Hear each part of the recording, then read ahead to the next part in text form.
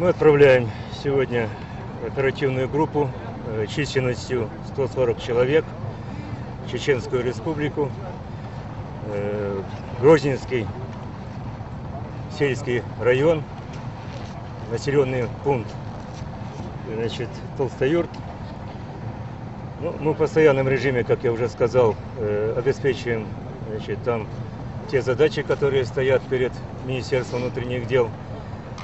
Наши сотрудники, в общем-то, в постоянном режиме там работают, производится соответствующая смена.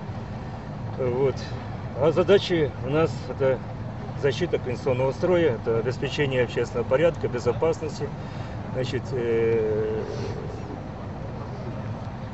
Отряд милиции специального назначения, который туда поедет, эта группа, она будет выполнять отдельно задачи, в составе группировки по конкретным, может, даже при необходимости боевым задачам.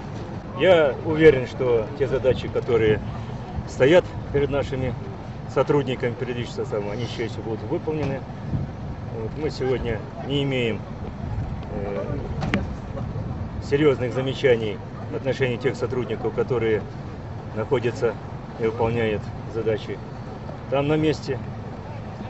В общем-то, я уверен, что и этот отряд, который на смену поехал сегодня, они тоже с честью справятся с поставленными задачами.